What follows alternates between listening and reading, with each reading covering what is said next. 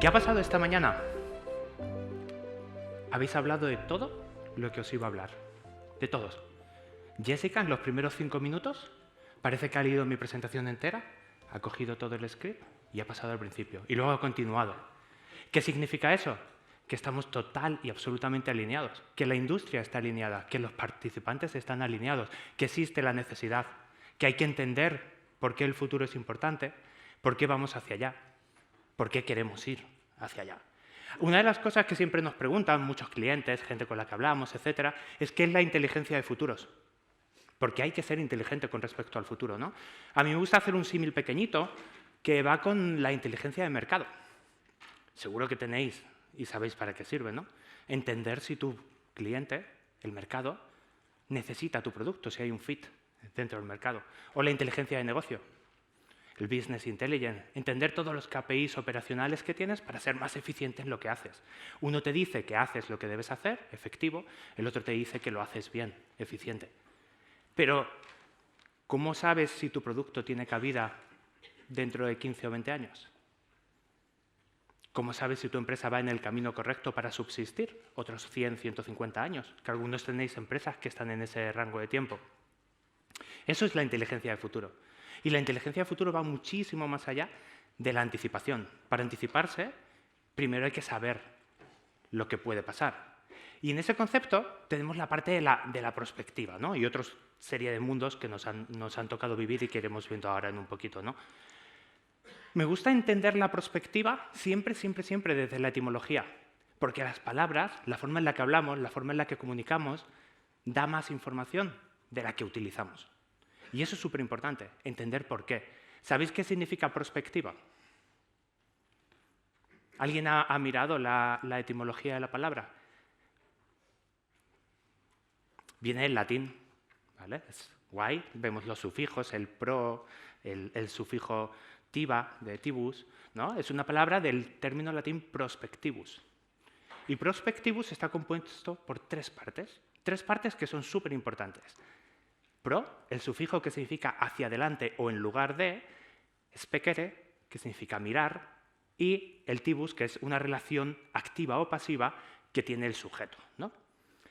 Y ahora, cuando tienes esta parte súper clara, te habla de mirar, no de hacer. Mirar es algo súper importante antes de anticiparte. Si no sabes lo que hay detrás, ¿cómo te puedes anticipar? Si no sabes lo que hay delante, ¿cómo te puedes anticipar? ¿No? Es como saltar de un acantilado sin mirar antes qué hay debajo. Puede haber una colchoneta, un lago o una piedra. Es importante siempre mirar lo que hay hacia adelante.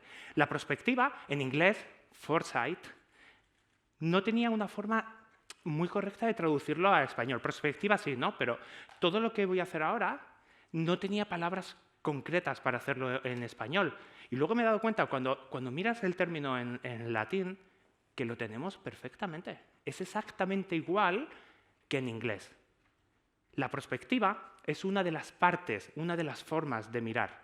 La mayor parte del tiempo utilizamos la retrospectiva, que es la forma de mirar hacia atrás. ¿Dónde tenemos esto? En la inteligencia de negocio, la inteligencia de mercado. Nos permite saber qué se está consumiendo, qué se compra, etcétera, etcétera, ¿no? Vemos los datos históricos. Cualquier fondo de inversión te dice que las cosas del pasado no garantizan el suceso futuro. Las líneas de tendencia no garantizan que vayan a continuar así. Para ejemplo, el COVID, ¿no? Líneas de PIB, nos vamos al garete, luego empezamos otra vez a subir. Nada del pasado garantiza que el futuro vaya a seguir en esa línea. Pero la retrospectiva tiene otra parte importante, otra forma de mirar, ¿no? Nos falta una pieza ahí en medio, y es la introspectiva, que es la forma de mirar desde dentro, el presente. Tenemos, por un lado, el pasado, la introspectiva, que la tienes ahora mismo dentro de ti, y la prospectiva, que te permite mirar hacia adelante, ¿no?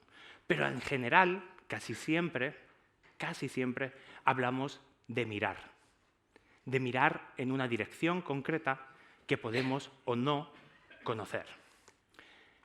¿Pero qué o para qué miramos? ¿Por qué nos interesa mirar? Ya estamos todo el rato llenos de información, ¿no? El concepto este de infoxificación, de hay demasiada información, como, ¿ahora qué hago? ¿Meto mi empresa en el metaverso? ¿Meto en una fábrica ahí que todos produzcan cosas dentro de Roblox o tal? ¿O no? Oye, yo voy a seguir produciendo en la vida real, que a lo mejor es más... Hay tanta información que tomar este tipo de decisiones o mirar, o saber qué mirar, o dónde mirar, o cómo mirar, es cada vez más y más difícil, por la forma en la que nos comunicamos. Entonces, ¿qué o para qué miramos? Pues una analogía muy sencillita es conducir. Conducir, tenemos una forma de conducir normal. Nosotros miramos lo que viene delante, miramos por algunos retrovisores por donde hemos venido, ¿no? Por si se nos aproxima algo por detrás o de dónde hemos venido, ¿no? Pero muchas veces a la hora de gestionar nuestro negocio, cuando utilizamos la retrospectiva, es como estar conduciendo tu empresa, tu coche, en este caso, ¿no? Pero solo mirando por el espejo retrovisor. A ver quién es el valiente que hace eso. Pero con el coche andando hacia adelante, ¿eh? El coche hacia adelante y mirando por el retrovisor. A ver, conducir con el retrovisor hacia atrás es difícil, pero conducir con el coche hacia adelante y mirando hacia atrás es muchísimo más difícil. Pero lo hacemos todo el rato, todo el rato. La introspectiva nos permite mirar por el parabrisas, lo que veo, todas las cositas que tengo alrededor, ¿no? Veo la carretera, un cochecito aquí al lado, uno que me está adelantando, otro que me viene por el lado de la izquierda, ¿no? Y eres capaz de más o menos manejarte en el tráfico, porque vas fluyendo con él. Pero la prospectiva, para mí, el mejor símil que tiene es el navegador. Y hay dos tipos de navegadores. ¿Quién ha tenido un TomTom de estos que comprabas, pegabas así en el cristal y tal? Habéis tenido esos cacharritos, ¿no? Originales de navegadores, ¿no? Eran máquinas potentes, con GPS, te daban la ruta, pero era una ruta prefijada. Era muy cerca de la introspectiva, es decir, te descargabas un mapa, ese mapa estaba ahí y te decía para ir de aquí a aquí, la mejor ruta es esta. Pero luego tenemos el concepto actual del navegador. Un Google Maps, un Waze o el navegador del coche. Mi coche tiene un navegador que no sé cómo, no tengo ni idea de cómo lo hace, te dice el tráfico en tiempo real. Supongo que hay una SIM o algo en el coche que lo hace, pero desconozco dónde está. Y eso es distinto, porque cuando tú vas conduciendo con un navegador que es capaz de coger todos los estímulos y todas las señales en tiempo real de lo que está sucediendo, te sale un mensajito que te dice, hay una ruta alternativa y vas a tardar 5 minutos menos en llegar a tu destino. ¿Quieres cogerla? Y tú puedes decir sí o no. Eso es prospectiva. Es analizar las señales que están emergiendo para poder tomar en un momento determinado una ruta alternativa que nos lleva al lugar que queremos ir. Aunque ese lugar nos lleve por la ruta escénica, ¿no? Un poquito más paisajística, pero nos saltamos la ruta que está colapsada, nos saltamos todos los problemas que hay. Ahí es donde juegas a hacer prospectiva y en el fondo lo que estás haciendo es mirar. Miras de una forma totalmente distinta a lo que sucede alrededor de ti. Entonces, el problema ya no es mirar, es que miramos desde lo personal y desde lo subjetivo. Yo no puedo mirar desde los ojos de otra persona, no puedo mirar con el pensamiento, las experiencias y las vivencias de otra persona. Miro desde lo mío. Y desde lo mío me imagino el futuro. Me imagino dónde yo quiero ir, cómo creo que va a ser el mundo, por qué yo voy en una dirección e intento hacerlo, ¿vale? Pero todo el mundo lo hace de manera total y absolutamente distinta.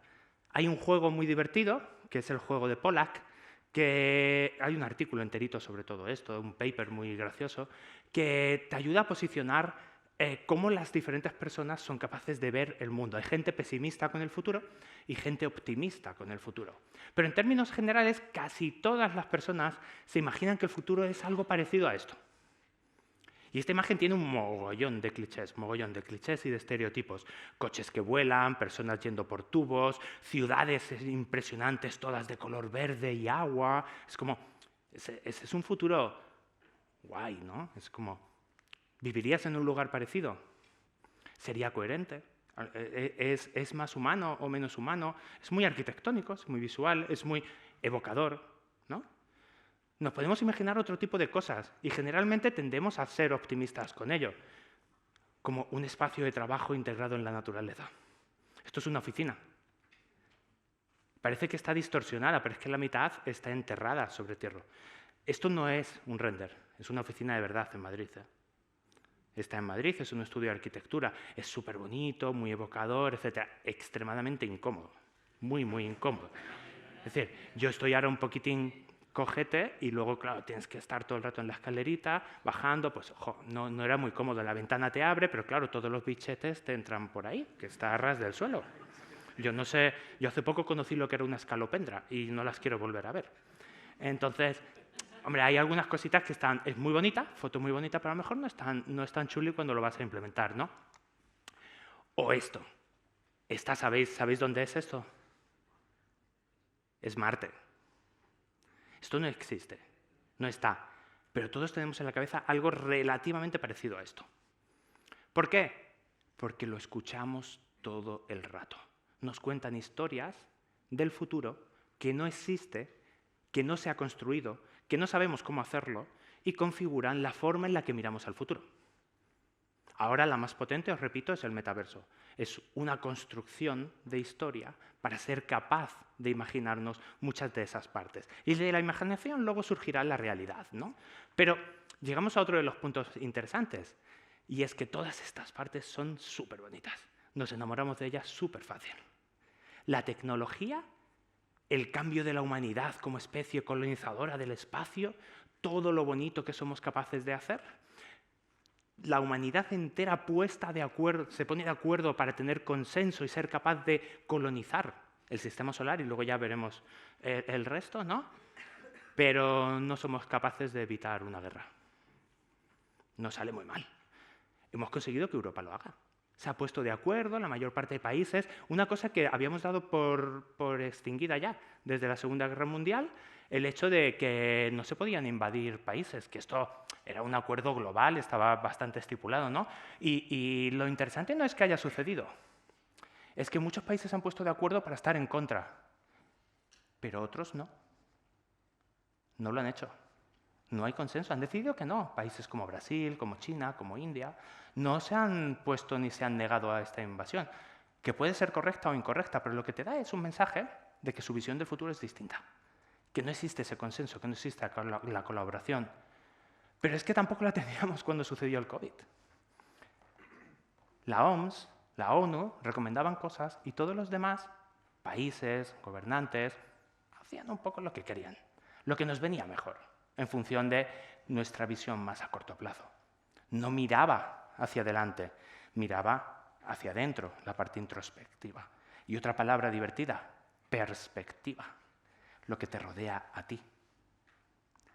Y eso es importante, porque la perspectiva cambia la forma en la que haces prospectiva, que era la parte que os decía de cómo lo era subjetivo, ¿no?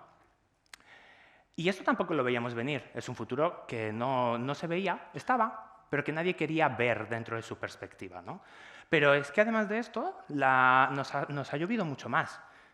Hemos roto en la Unión Europea y se ha decidido que era guay hacerlo. Y lo hemos dejado que suceda. Hemos dejado que esas narrativas fluyesen. Pero antes de esto sucedieron muchas más cosas. No es solo el Reino Unido el que decidió irse.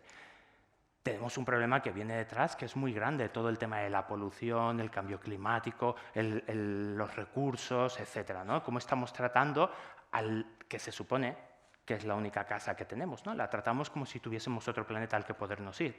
Pero, sin embargo, tenemos un mogollón de conversaciones, Naciones Unidas trabajando en ello, cumbres globales para tomar decisiones e intentar ponernos de acuerdo en eso. Pero os recuerdo que hay países que todavía no se han puesto de acuerdo en si está bien invadir o no a otro país sin matar a personas. Entonces, ¿qué más te da un árbol si las personas te dan igual, ¿no? Entonces, esa parte cambia la forma en la que la gente mira. Y tenemos muchas más cosas. Tenemos crisis de inmigración brutales. No tenemos la suficiente población, no tenemos el suficiente crecimiento demográfico, no tenemos la suficiente mano de obra, pero simultáneamente vetamos toda la inmigración. Son como cosas muy extrañas que suceden en paralelo, ¿no? y que están todas juntas en el mismo lugar. Y dices, ¿cómo podemos entonces mirar hacia un futuro común si no somos capaces de tener una parte común en la parte más pequeñita, ¿no? En cosas muy tácticas, como pueden ser todos estos problemas que emergen, ¿no? Pero no es lo único. Hay miles y miles de cosas más. Esto viene desde el 2008. Arrastramos una crisis enorme y todo cayó. En ese momento, todos los productos interiores brutos se miraron. Europa, si os fijáis, estaba en la parte de abajo hasta el 2023. Esto no tiene nada que ver con la realidad ya. ¿Por qué? Porque luego pasó el COVID y vino el PIB hacia arriba, luego el PIB hacia abajo y ahora la inflación ya está haciendo que todo esto vaya en otra dirección también totalmente diferente. ¿Qué es todo esto? ¿Qué es lo que está sucediendo? ¿Por qué suceden estas cosas? Porque el futuro es un constructo humano. Todo lo que nos imaginamos es mentira. No existe. Está aquí. Está aquí. Somos la única especie que hace eso. No me imagino un árbol, ni un elefante, ni un animal pensando, oye, mira, vamos a pensar a ver si podemos llevar nuestra especie de elefantes a Marte y vamos a hacer tal. No, tiene una relación total y absolutamente distinta. Nosotros hemos evolucionado en otra línea distinta y somos el único ser vivo del planeta que es capaz de tener un constructo sobre el futuro y el pasado. Y es mental. Y eso es lo que cambia la forma de hacer prospectiva. Es lo que cambia la forma de mirar. ¿Por qué? Porque el futuro no es tanto lo que va a pasar como lo que nosotros vamos a hacer. El futuro no existe y sabemos y lo predecimos, como decía Jessica, con una bola de cristal. Dime qué va a pasar. No, que el futuro no va a pasar. El futuro va a ser lo que tú quieras hacer. ¿Qué quieres hacer? ¿Quieres ir a Marte? Genial, pues gasta todo el dinero que quieras en ir a Marte y entonces iremos a Marte. ¿Que quieres que Europa sea una única cosa? Genial, ponemos todo el esfuerzo en hacer eso. ¿Que queremos que...? Da igual, todo lo que queramos se puede conseguir. Otra cosa distinta sería si lo que queremos es lo correcto. Si sería ético, moral, si estaría dentro de los valores que consideramos que son aceptables dentro de la sociedad, ¿no? Pero al final no existe, está en nuestras cabezas. ¿Y eso qué hace? Que como está en nuestras cabezas, como pasó ayer, se generan expectativas. Y estas expectativas las generaron sobre mí. Es decir, todo el mundo tenía una expectativa enorme sobre todo esto. ¿Qué sucede cuando hay expectativas? Pues que se puede decepcionar, como probablemente estaré haciendo. Pero el concepto le conocéis, súper claro, VUCA, ¿verdad? No hace falta que lo expliquemos. Volatilidad, incertidumbre, complejidad y ambigüedad. Ha hablado Jessica de él, ha hablado otro ponente, luego lo tenemos en todos los informes, está en todos, en la prensa casi todo el rato, ¿no? ¿Qué pasa con VUCA? ¿Por qué es tan relevante? ¿Por qué nos da tanto miedo? Porque la expectativa que tenemos del futuro cambia en función de lo que sucede. Si sucede algo que no está alineado con lo que queremos, con lo que nos hemos imaginado, te decepciona y dices, ¡jo, qué volátil es todo! Yo pensaba X y ahora no es X, es Y. ¡Oh, qué incierto! ¿Qué va a pasar mañana? ¿Tendremos el PIB correcto? ¿Me darán una línea de crédito nueva? ¿Qué va a pasar con los tipos de interés? Escuchábamos anoche en la cena, ¿no? Es como, ¿por qué es importante esa pregunta? Porque es incierta. Y si algo es incierto y algo es volátil, nos da miedo. Y si nos da miedo, nuestra imagen del futuro, la forma en la que miramos, cambia. Y al final, ¿qué somos? Somos mamíferos, un poco evolucionados, pero mamíferos. Y tenemos un pequeño complejillo ahí de cómo nos manejamos en lo que hemos construido, que lo hemos construido nosotros, pero luego también se nos va de las manos y no tenemos muy claro por qué estamos ahí metidos, ¿no? Entonces, este concepto de VUCA es súper interesante porque hay que utilizarlo como una palanca. Es una palanca, no es nada. Y yo utilizo dos de ellas principalmente. El primero de ellos es la volatilidad, que si alguna vez, evidentemente, lo voy a poner súper sencillo porque esto se busca en el diccionario, lo hemos visto, el diccionario te lo define. La acepción interesante, la guay sería que vuela o puede volar, ¿no? De volatilidad. El atributo de volar o poder volar, que no es el que nos afecta, ¿no? Pero, sin embargo, el 3, que es mutable o inconstante, o en los mercados financieros inestable u oscilante, es la que nos da miedo. ¿Por qué? ¿Por qué nos da miedo la volatilidad? ¿Es mala? ¿Quién diría que es mala la volatilidad? ¿Alguien levanta la mano? Todos sabéis que es con trampa, ¿no? Genial. Pues sí, tiene trampa. La volatilidad no es mala, es genial. Es lo mejor que podemos tener. La volatilidad nos permite que las cosas cambien, para bien o para mal. Nada ha persistido para siempre, ni en el pasado, ni lo hará ahora, ni lo hará en el futuro. Porque la volatilidad hace que las cosas desaparezcan. Eneco, gracias por introducir la fiebre del oro, yo también lo tenía en mi presentación. Era una muy difícil de haber hablado antes, pero lo habéis conseguido también. Era muy, muy, muy, muy, muy difícil, ¿eh? Pero afortunadamente nadie me ha introducido a los dinosaurios. ¿Vale? Así que los dinosaurios también se fueron. Vinieron, conquistaron el mundo y se fueron. La fiebre del oro fue lo más y se fue. La Unión Soviética era un modelo que tenía muchos valores interesantes y se fue, porque todo sube y baja. Y nosotros nos iremos de la misma forma. ¿Y qué pasará? Pues como con los 80. Ayer hablamos del Spectrum, pero no hablamos de MA, de Rambo, de Alf, de Chuck Norris, de Hulk Hogan. Es decir, todos los que hablabais del Spectrum, tal. Los 80 también se han ido. Pero no solo esta parte que es muy de cultura pop y todo, ¿no?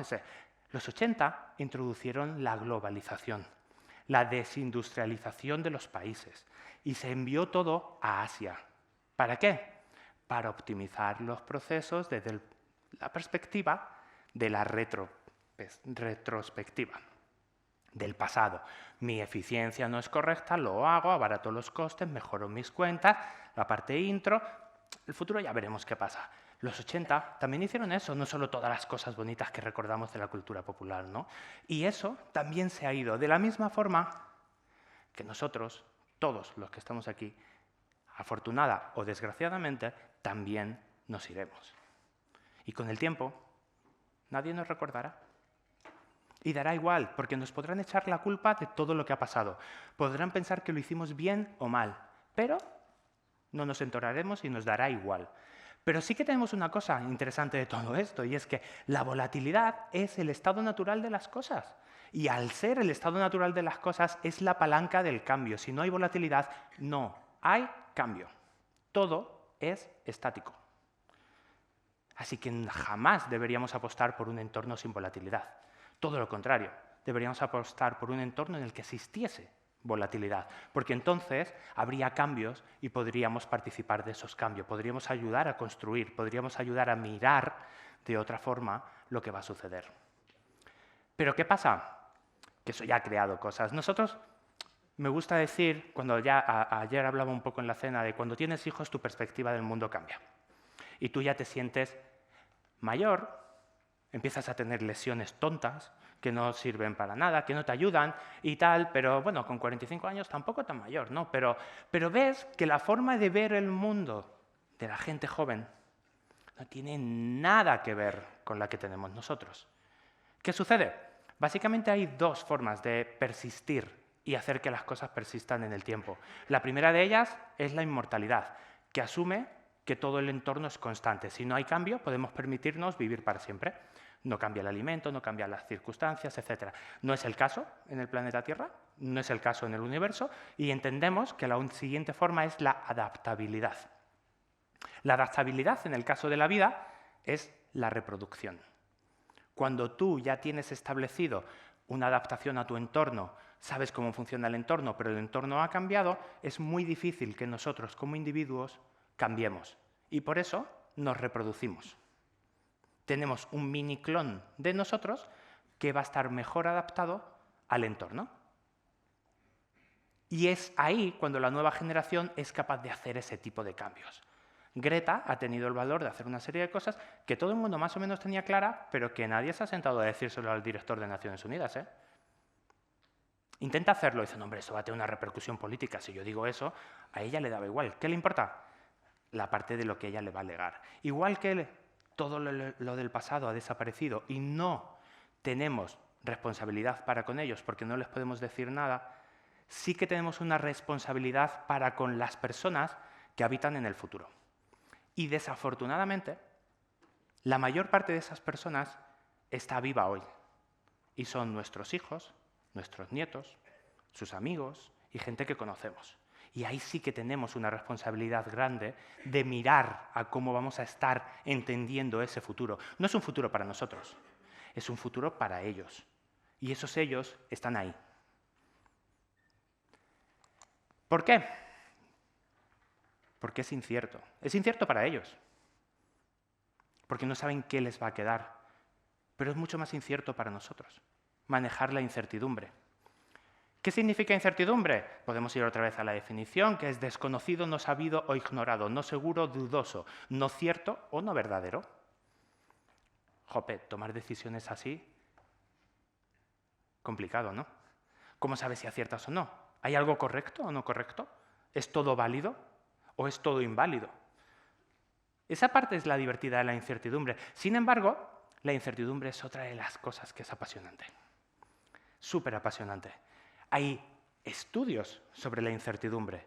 La incertidumbre en el lenguaje se expresa y se puede medir cuantitativamente cómo de incierta es una frase. No por lo que dice, sino por el tipo de partes del lenguaje que utiliza. El ratio de adverbios versus hechos, cuánto de cuantitativo versus no cuantitativo hay, etc., ¿no? ¿Por qué es algo apasionante la incertidumbre?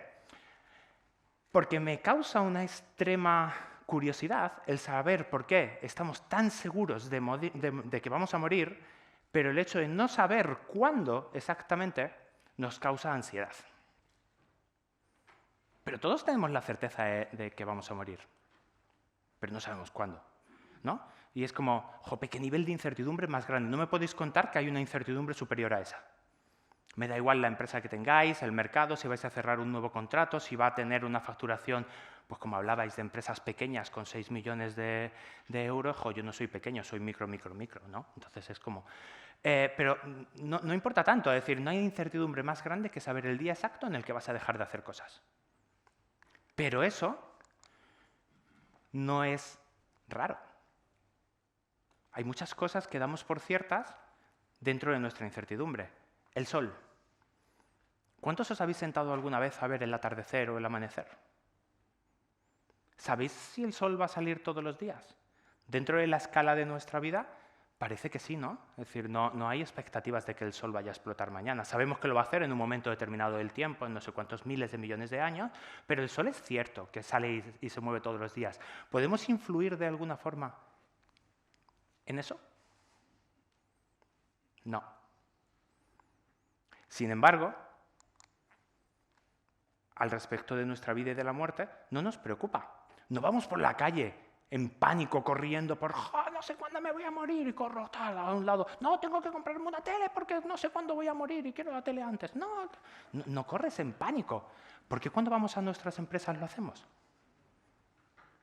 Con algo tan diferente como ha cambiado el PIB, un punto menos a la revisión del FMI. Bueno, no hay que entrar en pánico, es incierto, ya lo sabemos. Manejamos la incertidumbre todos los días como individuos, como especie en el planeta, etc., ¿no? Pero no vamos corriendo por las calles gritando por miedo. En las empresas lo hacemos. Porque manejamos la incertidumbre, junto con la volatilidad, como algo que nos quita lo que hemos construido. Pero al nivel natural y como individuos, todo lo que hemos construido, nuestro ser, nuestra conciencia, nuestras experiencias, nuestro propio cuerpo, nuestra vida, es volátil e incierto. Y no somos capaces de transferir ese conocimiento al otro lado. ¿Qué hacemos? Pues básicamente, como decía Samuel Johnson, la incertidumbre de la muerte es, de hecho, el gran soporte de toda nuestra vida. Porque saber que vamos a morir es lo que nos permite tomar las decisiones correctas, las que más valor nos van a proporcionar en función de la forma en la que miramos y entendemos la vida. Si no muriésemos, si no supiésemos que vamos a morir en algún momento o que existe esa incertidumbre, jamás haríamos las cosas que estamos haciendo. Haríamos otras, distintas, que a lo mejor tendrían menos valor, ¿no? O más valor.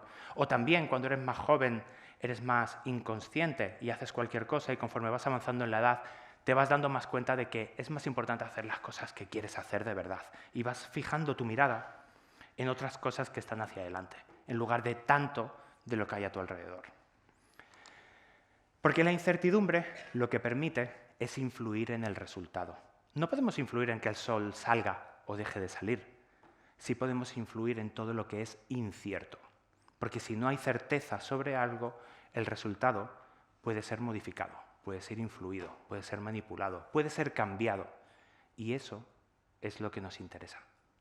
Cambiar e influir en el resultado. Porque ese resultado no es hoy, es después, es en el futuro. A mí el concepto VUCA ya me viene un poco largo, desde hace un montón de tiempo. Con una amiga sudafricana acuñamos el término DELA, hace como unos 4 o 5 años aproximadamente. Tenemos un paper pendiente de publicación al respecto y algunas cosas, pero el término DELA es un término que explica muchísimo mejor que VUCA el concepto de la incertidumbre y la volatilidad. Nos permite entender que el mundo no es volátil, el mundo es dinámico y cambia. Que el mundo no es incierto, es emergente. Hay cosas que emergen y cosas que ya no emergen, que se hunden. Que el mundo no es complejo, es liminal, una palabra impresionante en el diccionario. Liminal es en la frontera entre dos lados y no sabes hacia qué lado va a caer. Subliminal, por debajo de la frontera. Y el mundo, sobre todo, es antropocéntrico. Todo lo que nos preocupa es un problema que hemos construido nosotros. Nadie más. Que no conozco a ningún árbol que esté preocupado. Tampoco he hablado mucho con ellos, pero no hay, que somos nosotros todo el rato. Es antropocéntrico y tenemos que tener claro esa parte de ahí. Hasta que no veamos algo más allá del hombre, algo más allá de la especie, no podremos ser capaces de abrazar el dinamismo, la emergencia y ese estar entre dos lugares de manera constante. Eso es lo más importante, que lo que ha cambiado no es el entorno, ha cambiado la dinámica del cambio. Se cambia más rápido, hay que saber adaptarse mejor, y eso es lo que no se nos ha dado bien. ¿Por qué? Porque también hemos hecho referencia a Darwin hace muy poquito, desde la experiencia de CESCE y la biología, ¿no? Hemos sabido adaptarnos de manera bastante regular como empresas a casi todo. Algunas empresas mejor, otras han creado más futuro, otras menos, pero el término o el concepto que utilizaba Darwin para producir todas las dinámicas del cambio, de la evolución, de la adaptación, etc., sucedía en espacios de miles de millones de años. Nosotros hemos logrado comprimir todo eso en aproximadamente unos 70-80 años. Y en los últimos 15-20 hemos cambiado casi lo que viene siendo todo el planeta entero. ¿Cómo nos adaptamos a eso cuando no estamos preparados a que el cambio sea tan rápido? Eso es lo que ha cambiado. No tanto el cambio en sí, sino las dinámicas de cómo sucede el cambio. Y eso es lo que nos genera el miedo y la incertidumbre. ¿Por qué? Porque no somos capaces de evolucionar, como bien decía antes mi compañera, no somos capaces de evolucionar a la velocidad que cambian las cosas con el futuro, porque cada vez va más y más rápido. Y es ese momento en el que tenemos que sentarnos y pensar. Y pensar qué es lo que queremos. Cómo podemos mirar hacia el futuro de una manera un pelín, solo un pelín, más abierta, con menos perspectiva, con menos introspectiva y un poquito más amplia, que nos permita entender más contextos. Porque esos contextos, a pesar de todo, son múltiples. Olvidaros de que la tecnología va a cambiar el mundo. El mundo lo van a cambiar las personas. Es la primera palanca del cambio, lo social, la gente. Si no hubiese personas, no habría tecnología. Entonces, si no tenemos en cuenta esa parte al principio, jamás va a funcionar. ¿Qué tenemos? ¿Habéis visto un modelo parecido a esto? Steep, Pestel, Steep V, hay muchos modelos. Nosotros utilizamos un modelo que es de la Universidad de Strathclyde en Escocia, que es Steer Deeper, en inglés remover más profundo, que habla de 10 dimensiones del cambio, que tienen en cuenta muchos factores que producen ese cambio y ese cambio de mirada hacia el futuro. Lo social, lo tecnológico, lo industrial, los recursos, las materias primas que utilizamos, la demografía, la economía, el entorno, el environment en inglés, las políticas, no tanto lo político, la energía y el respeto. Respeto incluye la ética, la moral, los valores de la sociedad, que van cambiando también con el tiempo. Es una de las grandes dimensiones del cambio. Si no somos capaces de entender todas esas dimensiones y con ello utilizar la prospectiva para mirar hacia adelante, difícilmente vamos a poder entender en qué consiste o en qué queremos que consista el futuro. Porque el futuro, como nos lo imaginamos, Friedrich Nietzsche, influye en el presente. Si yo me imagino que me voy a morir mañana, o lo sé, con certeza incluso, lo que hago hoy es totalmente distinto a lo que haría si no lo supiese, si no me lo hubiese imaginado. Entonces, la forma en la que imaginamos ese futuro cambia las acciones de hoy. Y esas acciones de hoy influyen directamente en el futuro que se genera después. Y en eso consiste principalmente la prospectiva y la incertidumbre. Que exista la posibilidad de influir como palanca para el cambio y la prospectiva que seamos capaces de mirar para poder saber cuándo accionar la palanca. De esa forma, el futuro es lo que queramos que sea. Muchas gracias.